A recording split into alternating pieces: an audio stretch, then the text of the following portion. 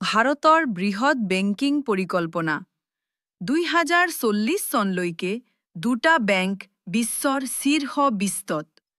নমস্কাৰ বন্ধুসকল, আজি আমি ভাৰতৰ অৰ্থনীতিৰ বাবে এক গুৰুত্বপূৰ্ণ খবৰ লৈ আহিছো।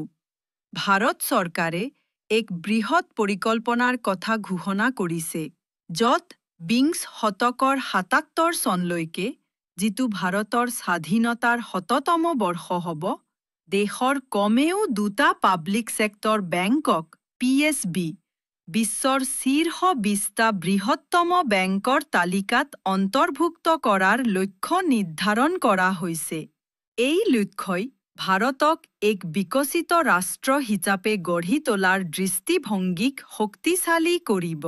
বৰ্তমান ভাৰতীয় ষ্টেট বেংক SBI বিশ্বৰ সম্পত্তিৰ এছেট ভিত্তিত 43তম স্থানত আছে, আৰু ভাৰতৰ কোনো বেংকই শীৰ্ষ 20ত নাই।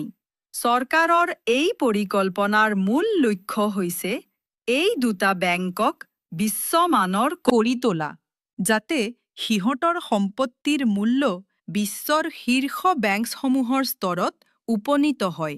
এই পৰিকল্পনাৰ অংশ হিচাপে ভাৰতীয় বেংকসমূহক আন্তঃৰাষ্ট্ৰীয় প্ৰতিযোগিতাৰ বাবে সাজু কৰিবলৈ বৃহৎ পৰিৱৰ্তনসমূহ অনা হ'ব। 13 ছেপ্টেম্বৰত নতুন দিল্লীত অনুষ্ঠিত হোৱা PSB মন্থন 2025 নামৰ বৈঠকত এই বিষয়ে বিশদভাৱে আলোচনা কৰা হৈছিল। বৈঠকত বিত্ত মন্ত্ৰালয়ৰ অধীনস্থ প্ৰাক্তন অৰ্থনৈতিক সচিব শ্ৰীমতী যাদৱ, RBIৰ ডেপুটি গভৰ্ণৰ মিস্ত্ৰী আৰু অন্যান্য বিশেষজ্ঞসকলে অংশগ্ৰহণ কৰিছিল। আলোচনাৰ মূল বিষয়সমূহ আছিল কৰ্পোৰেট গভৰ্নেন্স, বেংকসমূহৰ স্বায়ত্তশাসন বৃদ্ধি কৰি পৰিচালনা বৰ্ডসমূহক বিশ্বমানৰ কৰি তোলা, AI আৰু চাইবাৰ চিকিউৰিটি, কৃত্ৰিম বুদ্ধিমত্তা AI আৰু ডিজিটেল নিৰাপত্তাৰ জৰিয়তে বেংকিং ব্যৱস্থাক শক্তিশালী কৰা, MSME ঋণ আৰু ৰিস্ক মেনেজমেণ্ট, ক্ষুদ্ৰ আৰু মজলীয়া উদ্যোগসমূহৰ বাবে সহজ ঋণ, ব্যক্তিগত বেংকিং আৰু ঝুঁকি ব্যৱস্থাপনা, ৱৰ্কফৰ্চ ট্ৰান্সফৰ্মেশ্যন, কৰ্মচাৰীসকলক নতুন প্ৰযুক্তিৰ সৈতে খাপ খুৱাই তোলাৰ বাবে প্ৰশিক্ষণ দিয়া। এই সকলো পদক্ষেপেই ভাৰতীয় বেংকসমূহক আন্তঃৰাষ্ট্ৰীয় স্তৰলৈ লৈ যাব, যাৰ ফলত দেশৰ অৰ্থনৈতিক শক্তি বৃদ্ধি পাব।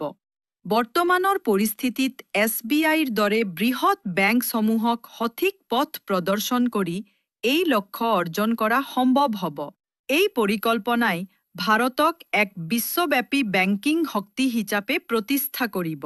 গ্ৰাহকসকলৰ বাবে ইয়াৰ অৰ্থ হ'ব অধিক উন্নত সেৱা, সহজ ডিজিটেল বেংকিং আৰু বিশ্বমানৰ নিৰাপত্তা।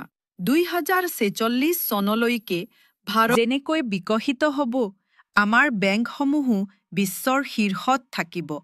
আপোনাৰ মতামত কি? এই পৰিকল্পনা সফল হ'লে ভাৰতৰ অৰ্থনীতি কেনেকৈ পৰিৱৰ্তিত হ'ব? কমেণ্টত জনাব।